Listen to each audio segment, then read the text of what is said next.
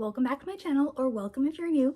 My name is Shannon, and today we're talking about the 7 most challenging things first-year students, specifically freshmen who just graduated high school, experience when they enter college. If you would like to know what challenges your students might face and how they potentially can overcome them, please join us by watching this video.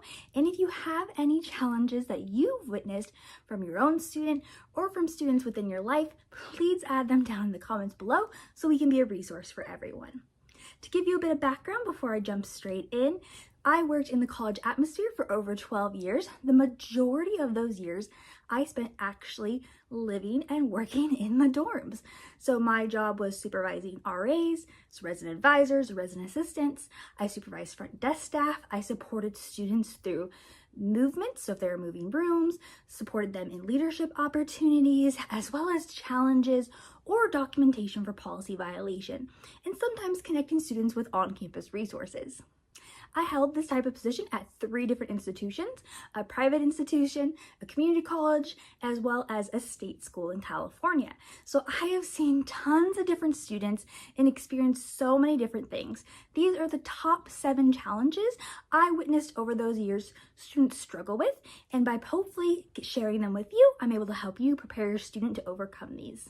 So challenge number 1 is a new schedule. Now, if your student just graduated high school, they just came out of the K through 12 experience, and besides going to school, they most likely had other responsibilities. Maybe it was working a part-time job, maybe it was doing chores at home, helping around the house, or sports and extracurricular activities. But the main thing about their schedule in K through 12 is it was very structured. You know, they went to school from, let's say, 8 to 3. They then had after school activities or a job, came home, had dinner potentially with the family, did homework, showered, went to bed. Every day was rather structured and easy for them to predict. They were able to have not only you as their parent or guardian, but also teachers, coaches, supervisors of their part-time job, be able to mentor them, but also keep them on track in those day-to-day tasks. Now, when your student comes to college, honestly, it is a true taste of freedom, because for the first time, most likely in their life, they are able to fully control their own schedule. Never before have they had it where no one is waking them up to make sure they go to school. There's no one calling if they skip school. There's no one calling, truthfully, if they miss other activities they signed up for. Your student is an adult, whether or not they're 18. Once they're at college, they are considered an adult and are responsible for getting themselves to their own activities. And this includes actually going to class, getting to class on time, waking up on time, making sure they eat, that they sleep, that they have social time, they have homework time or study time. And it is so easy for first-year students to really get caught up in almost the FOMO, the fear of missing out in the first few weeks, that they want to, they want to bond with people. They want to make friends. They don't want to miss out on potential amazing opportunities. So that has a tendency of them not taking care of themselves the way they should, of making sure that they eat correctly, making sure they get to class on time, making sure they get enough sleep. It really can lead to a lot of other challenges because they are fully responsible for their time. Now, my recommendation to you as a fellow parent and someone who saw so many students go through this challenge is to help them start in high school planning and balancing their own schedule. So if you are waking them up for the morning, having them instead be responsible for setting their alarm of when they need to wake up, when they need to make sure they take a shower, when they need to ensure they get out the door to go to school on time. Have them more and more responsible for some of those everyday tasks. If you currently help them do their laundry, that's a great adulting experience to teach them now, because I can tell you so many students come to college not knowing how to do laundry. But especially if they're wanting specific items by a certain deadline, they can be responsible for that now, because they're gonna have to be in the future. So support your student in finding out what organization system works best for them. Are they a planner type person? Do they need a calendar, whiteboard? Are they a to-do list person, whether that's a physical to-do list or a digital to-do list? Do they need alarms on their phone to keep them doing tasks and doing them on time? Whatever works. There's so many different types of organization styles, but helping your student find their time management skills before they come to college is going to help them be able to manage their time and be responsible. Also, you can have the conversation of how much it costs to not attend a class. Now, depending on the college and the expenses, your student wastes maybe, let's just say roughly $100 a day for every class that they skip. Now that's a lot of money. It's a lot of money to pay tuition and fees and housing to be able to be on a college campus. But your student has to think like that because there's no typical like pay to go for classes, like you're paying every time you show up. Students sometimes, especially mid-semester, get into that slump and forget, hey, your family financial aid has already paid this bill. You need to get your money's worth by going to class, by showing up, by sleeping so you're able to go to class, by studying and doing your homework so you're able to succeed in the class that you paid for. So really talk with your student about the cost of going to college, but then also that organization style. That will help them be successful through this challenge. Now, challenge number 2 is all about navigating friendships. And this comes out in a different few ways. It's about navigating the friendships with friends that they had from high school, whether they went to the same college, if they stayed back home or went to a different college. It's about navigating friendships with brand new people they just met, whether they live in their dorm or they live around campus or in the same classes or activities. It's about navigating roommates. For many students, they may not have shared a room before. And so being in the dorms or an off-campus apartment, maybe the first time they've shared a living space with someone who's not an immediate family member. And so some important things to help remind them are, you do not need to be friends with everybody. That is really important. Just because somebody lives in your dorm, goes to class with you, or is your roommate does not mean you have to be friends with them. You just have to be polite and cordial with them to have a working relationship, whether that's being a colleague in class, a roommate, or a dorm mate, being respectful for common spaces. It's all about finding the right people, and that can change. The people they hung out with in high school, or even the people they hang out with the first few weeks of college, may not be the people that they want to hang out with second semester, or to be the person that they want to live with off campus next semester. And that's okay. Now, this is a tough one to really support your student through, as sometimes they can't even articulate why they may no longer want to be friends with people, or why they feel pressure to be friends with people. So just do your best to be a listening ear and be supportive. Now, something I want to touch in within this section is roommates. It can be really challenging for students to see other roommate pairs in the dorms have strong bonds and relationships to where it feels like they are besties with their roommate. And especially if your student does not have that with their roommate, it can feel like they're missing out on something, whether that's when they were preparing to move in the dorm and the lack of communication before, the buying the things together to decorate the room, or why they're living together. It's really hard sometimes for our students to remember that you don't need to be besties with who you live with. You don't need to have everything in common.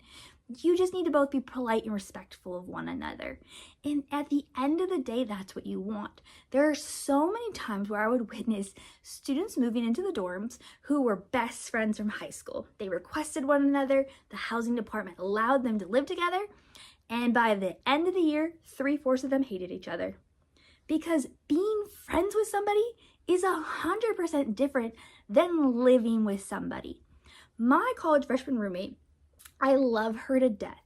We went through all the ups and downs our freshman year.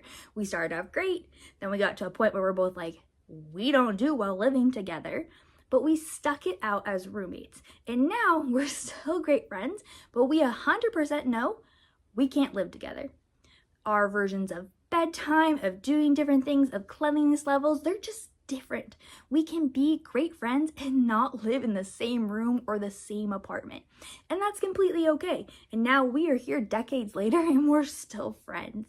So it's important to remind your student of that. You don't always have to have your best friend in your roommate. Sometimes it's great to have other friends whose rooms you can go to outside of your own room to hang out in, to study in, and form those relationships. Now let's talk about challenge number 3, academic standards. Now, coming from high school to college, depending on their high school, college is a whole other ballgame. They're going to have classes that are easy and feel like a repeat of high school. Some of these may be standard classes that are part of general education requirements, like taking U.S. history again, when you just had to take that junior year of high school. So you can feel like you can phone it in because you've been taking U.S. history all through K through 12.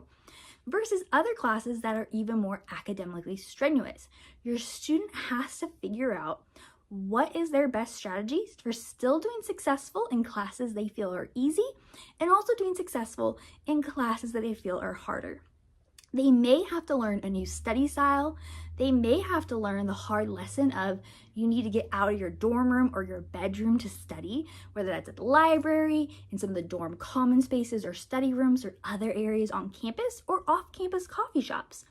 They need to be putting in that time as well to do the homework and to study. This goes back to that organizational plan. They have to be organized. They're going to have multiple classes with competing deadlines, and they need to meet all of them to be successful. Now, something that is talked about often at colleges, and sometimes it's hard for students to wrap their head around, but for every unit or credit hour a class has, they are supposed to be spending 2 to 3 hours a week for that class doing homework or studying.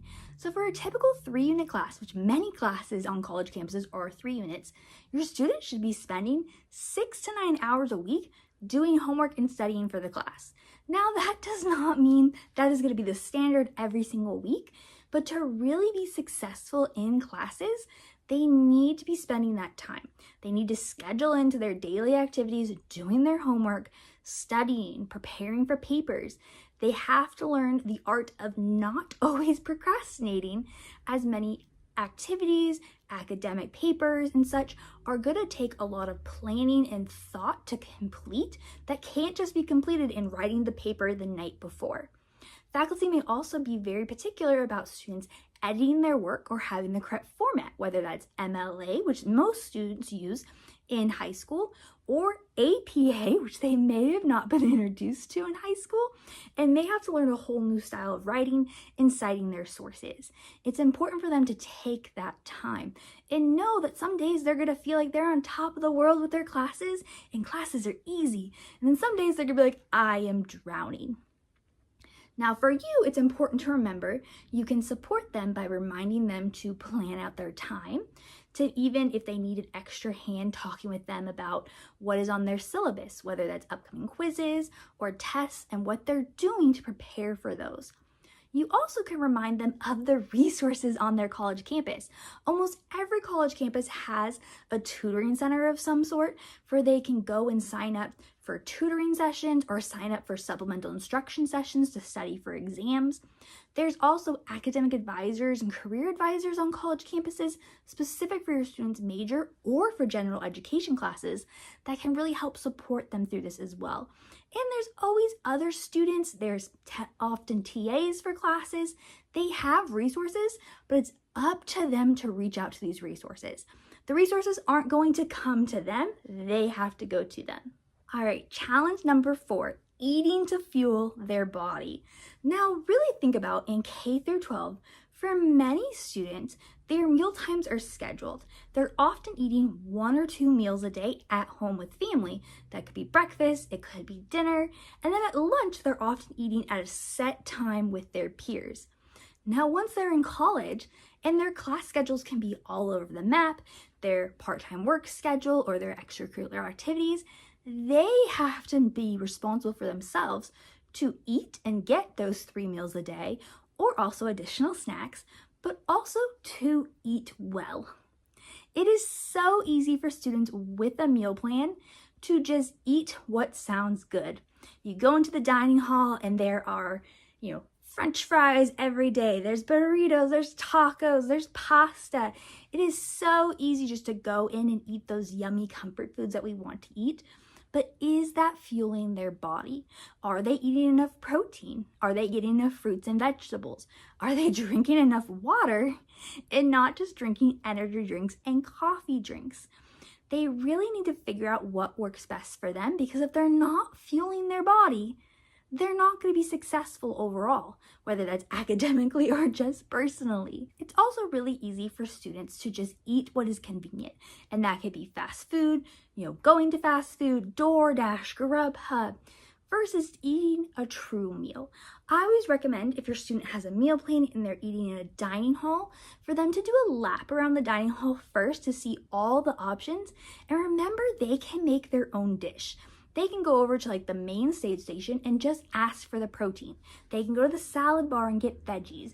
They can go get a side of pasta, but not eat just a bowl of pasta.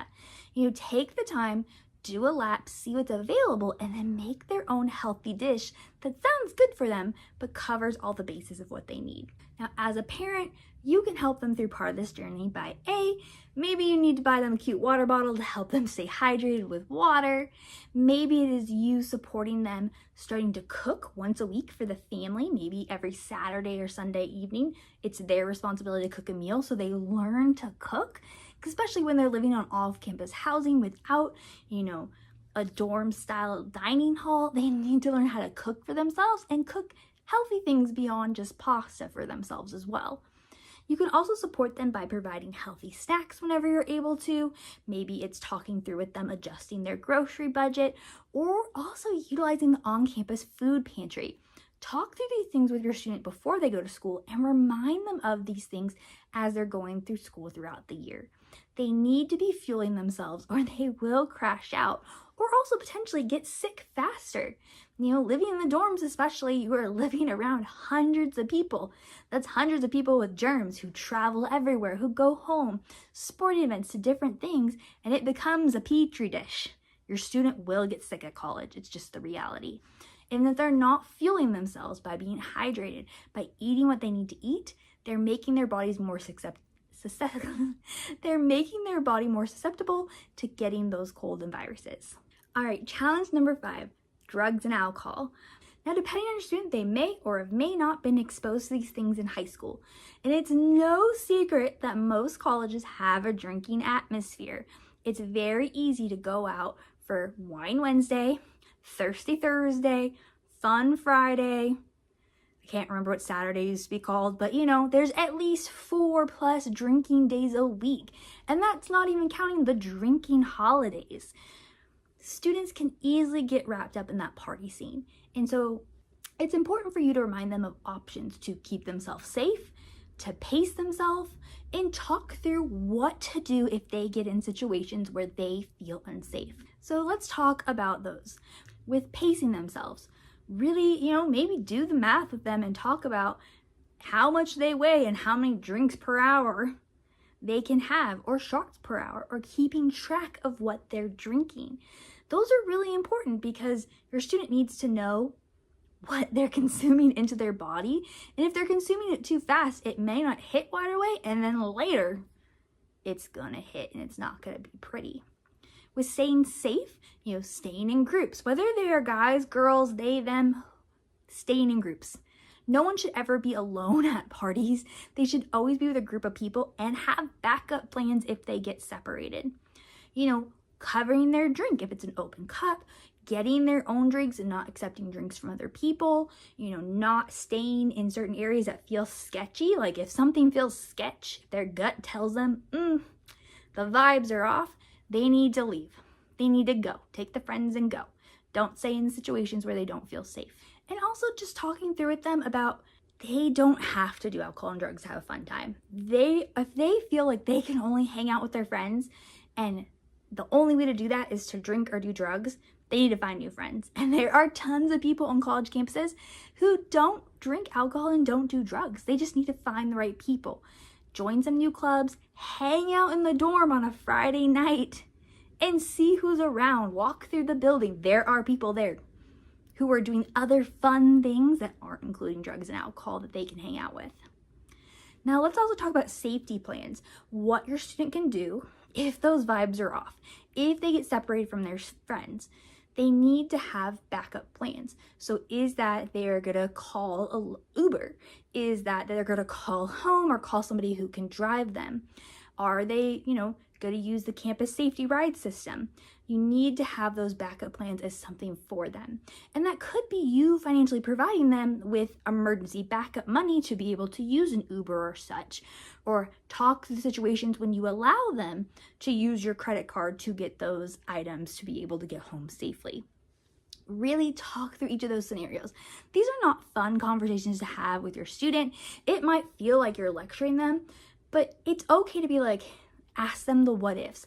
What if you get separated from your friends Friday night and you have alcohol in your system? What are you gonna do? You are downtown all alone, you don't really know where you are, and it's pretty dark out. What are you gonna do? And don't accept, oh, I'm gonna find my friends, I'm gonna just call an Uber. Like, really talk it through with them, because that is the difference between your student making safe decisions and making unsafe decisions. Having a plan already in their head, a plan that you've talked through multiple times, that hopefully if they are buzzed, if they are intoxicated, they can remember in the back of their brain because you had the conversation multiple times. Challenge number 6, budgeting. Now, this is a topic that is truly near and dear to my heart because my husband helps run a clinic on one of the college campuses that we live near, and it is amazing how much students don't know about budgeting. So many times students are provided throughout their entire life, which is awesome. Go mom and dad, go support system. But you need to teach them basic budgeting skills before they go out into the world.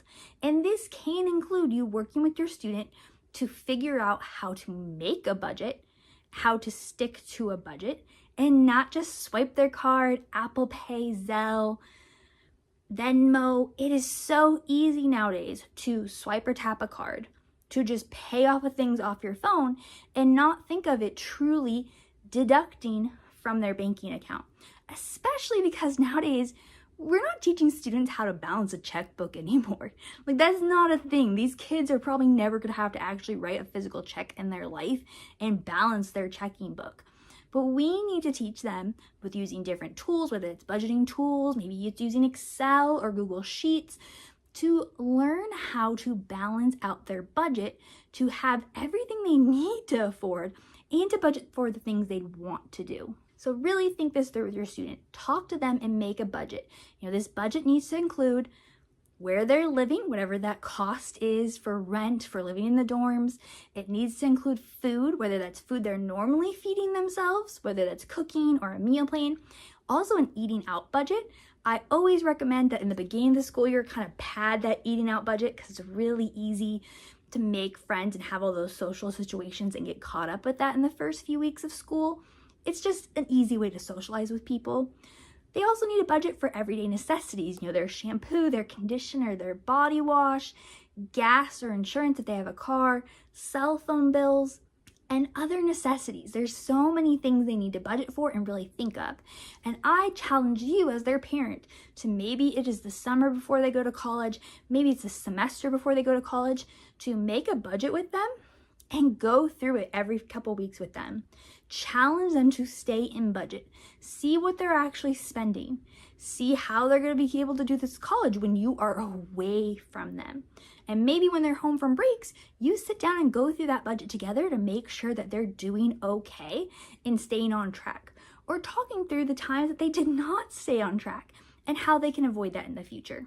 Now, I also want to give you 2 great tips that can also help your student, especially if they're feeling some struggle with budgets. Most campuses have a basic needs office. Now, basic needs is going to be different per college, but oftentimes it includes staff that run a campus food pantry, staff that can help with affordable housing and housing challenges, and other community resources. Maybe it is applying for CalFresh in California or other food benefits, depending on if your student qualifies for. It's important for them to find out where this office is and know they can use these resources. There's amazing full-time staff and student staff who work at these offices who can help your student explore what they're eligible to use. And for most colleges, their food pantry is free to all students. There's no shame in using it. You might as well go get those pantry staples, the pasta, the soup, the cereal, and sometimes necessities like tampons or shampoo from the campus food center. versus paying for them out of pocket. This is a way that can save your student money and really help them balance their budget. Additionally, many colleges are now creating financial wellness clinics. These are free clinics on college campuses where your student can go meet with a professional staff or a student paraplanner, so another student peer who does that job, and talk through their budget. Talk about what's going on. Maybe it's conversations and getting advice about credit cards, about student loans or personal loans, about buying a car, used or new, getting a loan, paying off bills. They have wealth of knowledge and tips and tricks to help your student be able to deal with different financial situations. And it's free. Your student has already paid for it by paying their tuition and fees. They might as well go take advantage of it and see how it will help them not only while they're in college, but to set them up for their future once they graduate. And that brings us to our last challenge, challenge number 7, roommate issues. I touched on this a bit earlier when we were talking about friendships, but it is its category of its own, because if I could tell you anything, this is one of the number one things first-year students struggle with when they are living in the dorms. Whether or not they're living with somebody that they chose to, whether they were already friends or they chose each other during a matching period, or a random roommate assignment, either in a traditional dorm or in a suite style dorm, there's so many dynamics that go into roommate issues. And so let's talk through those. There's the dynamic that we talked about earlier about being friends versus just cordial, respectful roommates. There are the challenges of cleanliness. Everyone has a different standard to clean. And a student's standard to clean at home with family versus on their own, where they're 100% responsible for cleaning their room, doing their dishes, doing their laundry, picking up after themselves, no one's reminding them that, can be completely different. There are the boundaries of having people into the room or into shared spaces or not. There is the borrowing with permission or without permission of each other's items. That is a big one. And there is that navigation of how to communicate. And if I can say anything in roommate situations, it's that so many issues students face come from not communicating with one another. Whether that is asking permission to have people over, to have a significant other spend the night, or to share items and use somebody's personal items. It comes from not creating boundaries, or it comes from people stepping over or smashing each other's boundaries and that not being communicated to one another. Truthfully, to be successful roommates, your student needs to talk to their roommate. If something is a hard stop pass for them, they do not want their roommate sharing their makeup. They don't want their roommate borrowing their clothes or eating their food. They have to communicate that ahead of time. And if the roommate crosses that boundary, they have to just politely call them out on it. And I say this wholeheartedly. They cannot call them out via text. They need to actually talk to their roommate. I know, face-to-face communication. What am I thinking?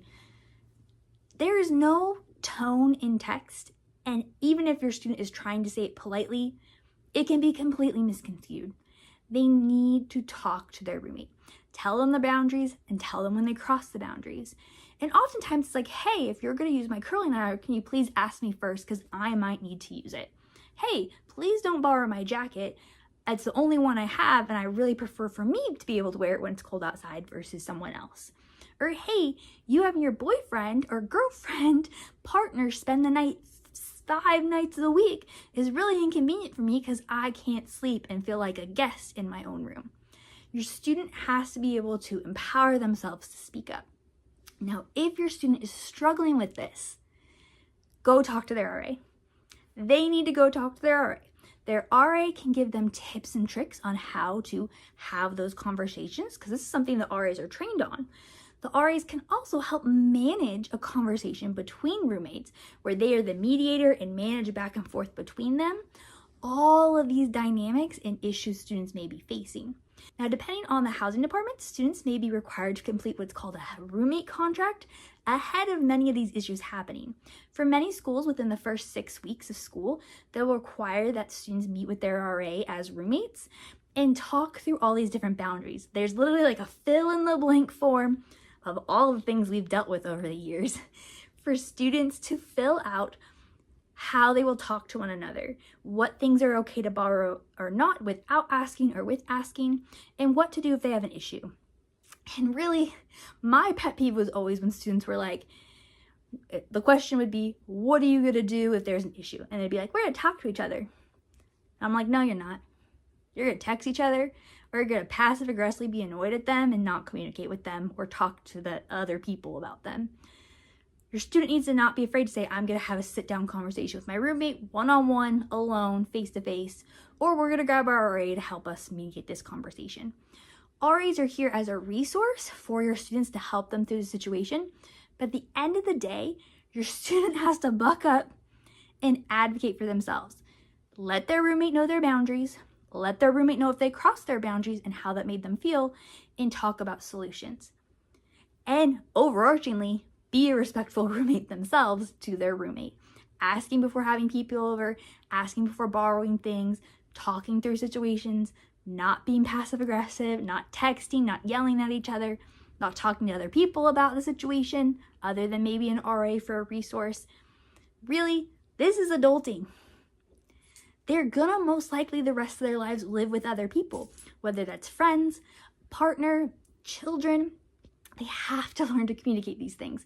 In college, especially in the dorms, this can be a crash course, but this is great at setting them up for success later down the road. For you, be that listening ear, listen to them, listen to their complaints, recommend things they could do with talking with their roommate, of setting boundaries, of talking with their RA, be that support system through them, but remember, they need to handle these things on their own. You should not be calling housing or trying to contact an RA unless there is a truly dangerous situation. Your student has to advocate for themselves. They are an adult now. They need to be able to do this. They can contact their RA. They can contact the housing office if something's going on.